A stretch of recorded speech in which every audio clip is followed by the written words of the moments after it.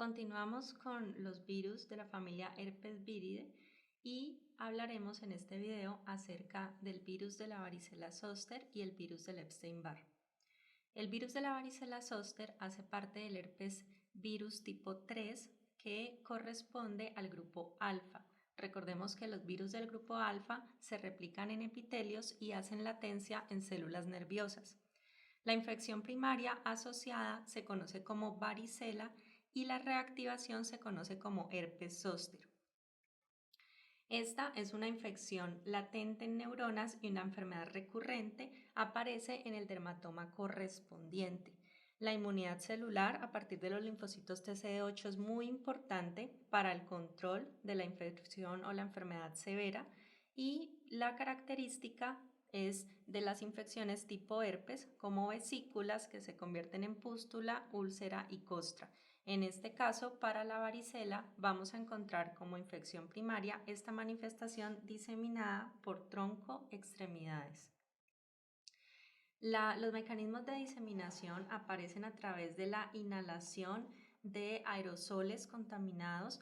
Entra inicialmente en el tracto respiratorio donde hace una primera replicación, pasa a través de sangre y en linfáticos y en esta primera viremia se disemina al hígado, al vaso y al sistema retículo endotelial donde hace una segunda replicación.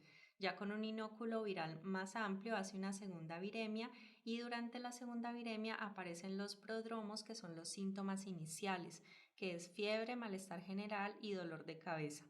Esta viremia disemina el virus hacia la piel y membranas mucosas, donde entonces empieza la replicación y empiezan a aparecer las lesiones características.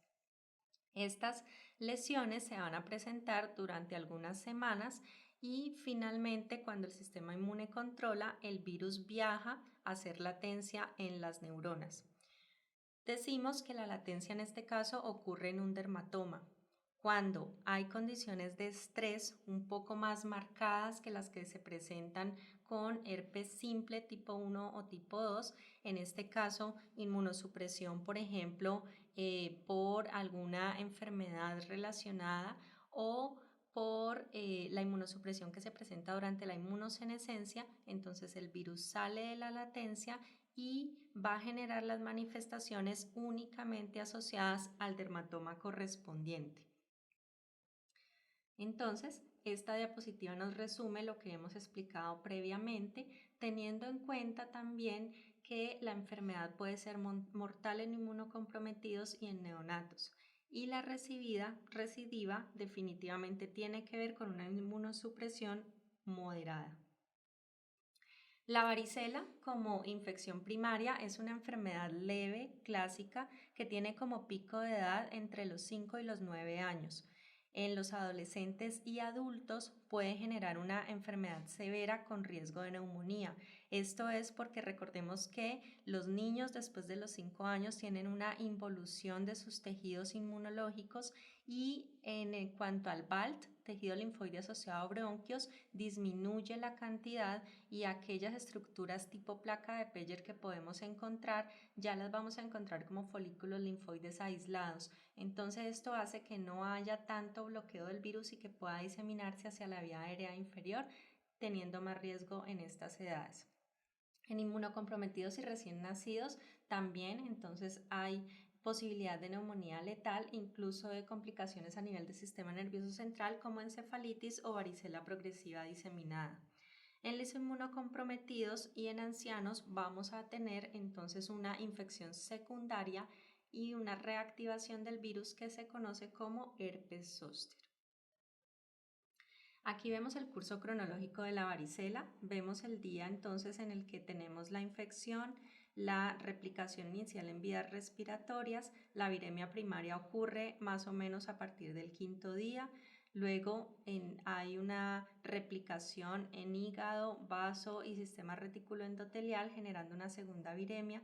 En la segunda viremia ya empiezan a aparecer los primeros síntomas, los prodromos, fiebre, malestar general y cefaleas y luego empieza a aparecer el rash en piel y el exantema, teniendo como periodos contagiosos aproximadamente desde el día 11 hasta el día 16-17.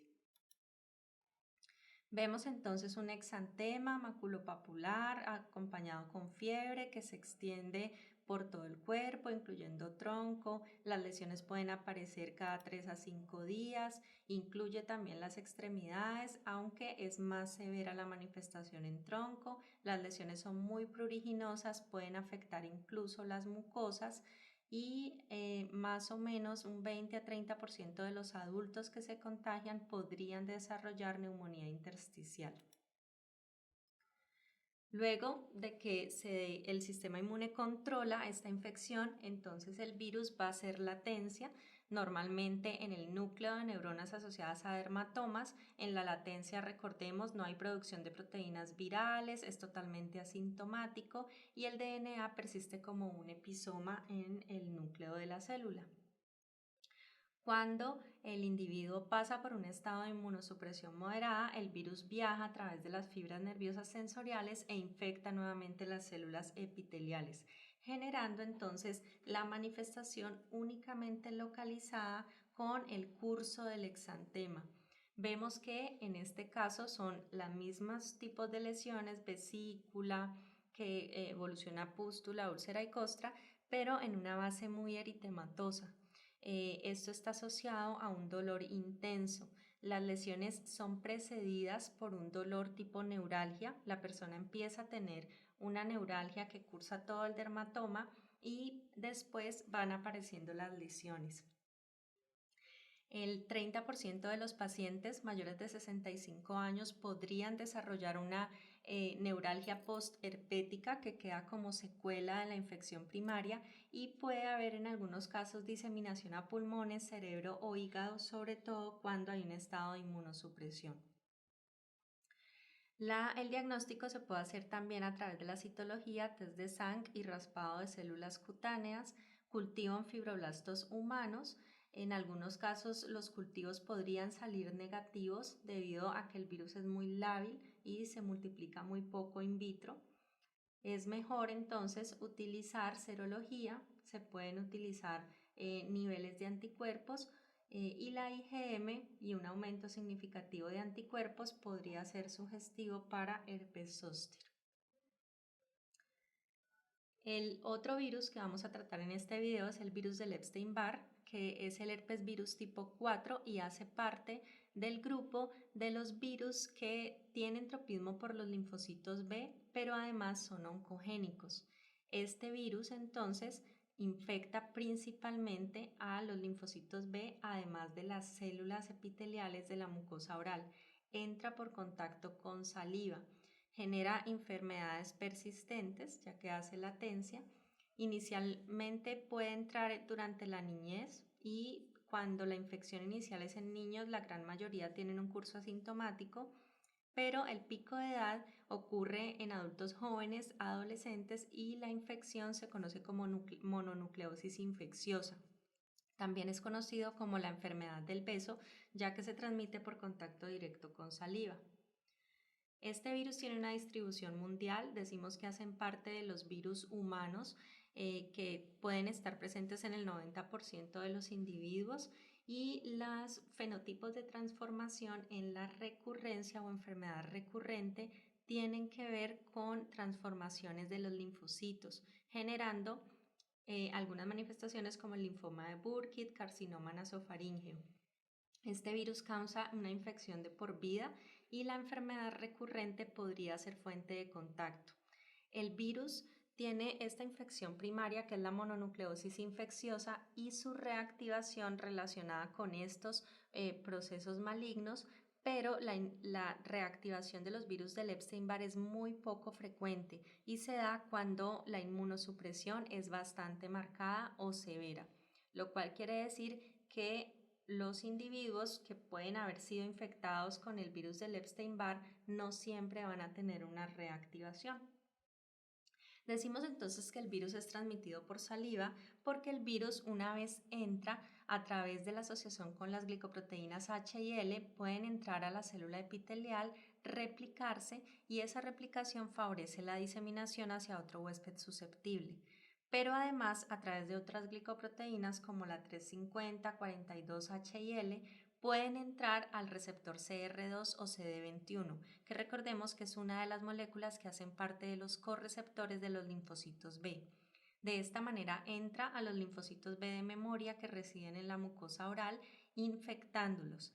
Inicialmente esta infección induce una proliferación de las células y cuando el sistema inmune controla la infección, el virus se queda haciendo latencia en algunos linfocitos B de memoria. Estos linfocitos B que hacen latencia al virus se quedan expresando un antígeno de latencia que es el EBNA1.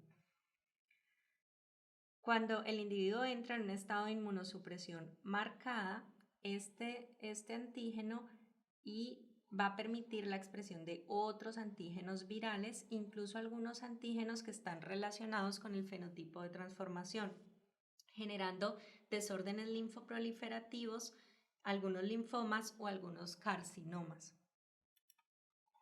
Entonces, este es el curso de la infección. El virus entra a través de la saliva, infecta las células epiteliales y las células B que residen en la orofaringe, generan un proceso inflamatorio inicial que se relaciona con una faringitis asociada a mucho dolor. Esta replicación inicial también favorece la transmisión a través de la saliva a otro huésped susceptible. La proliferación de las células B permite la producción de anticuerpos y los anticuerpos que se producen en la mononucleosis por el virus del Epstein-Barr se conocen como anticuerpos heterófilos.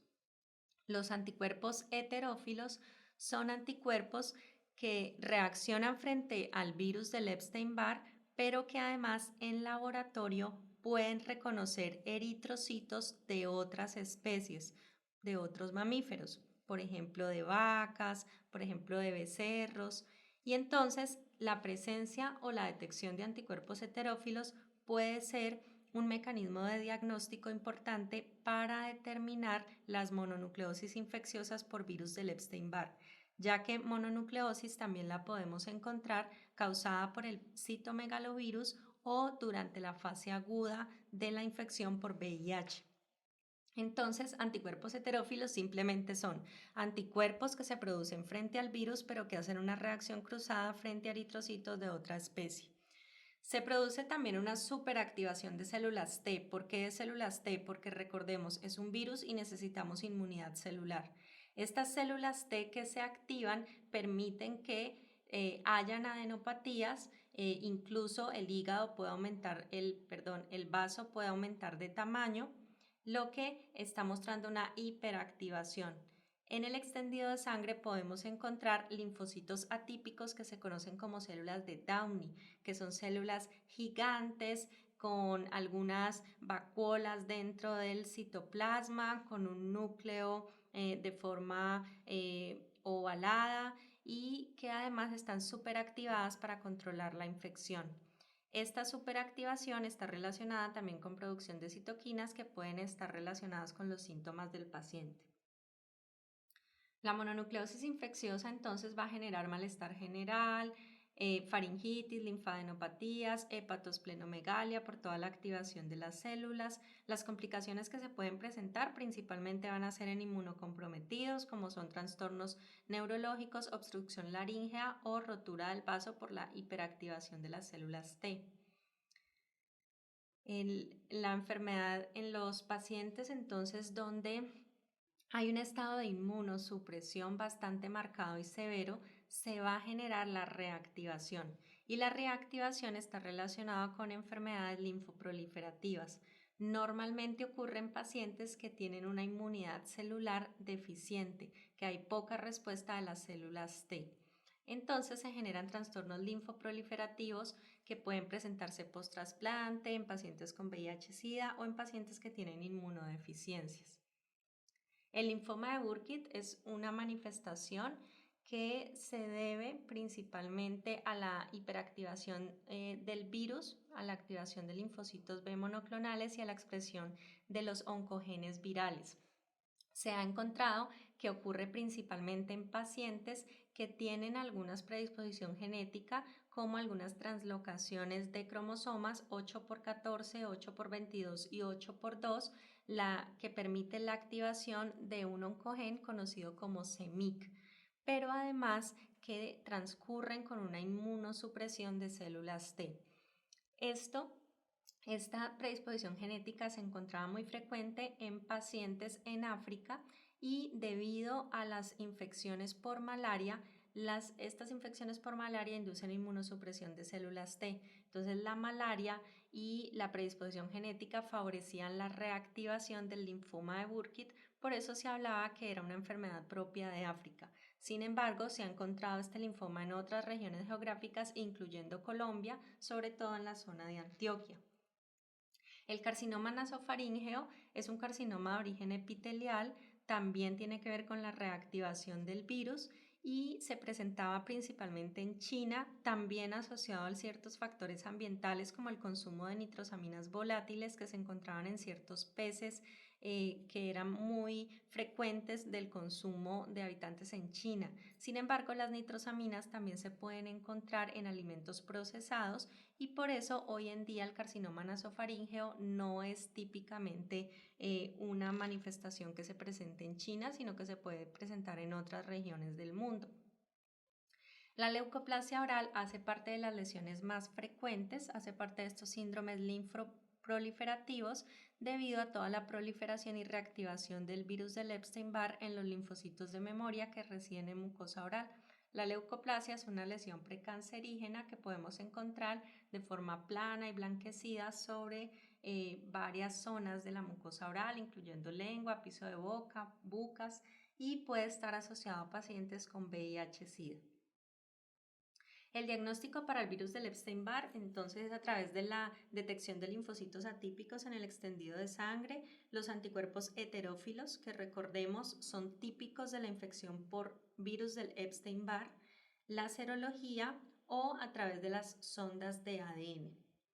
Al finalizar este video, entonces te debe quedar muy clara las manifestaciones inducidas por el virus de la varicela zoster, cómo se da la manifestación primaria, la reactivación a través del virus del herpes zóster, las complicaciones y el diagnóstico de laboratorio. Acerca del virus del Epstein-Barr debe quedar muy claro el ciclo de entrada en la célula, el tipo de células que infecta, cómo hace la latencia, cómo se llama la infección primaria y las manifestaciones fisiopatológicas y cómo se llaman las infecciones recurrentes y tener muy claro todo el fenotipo de transformación.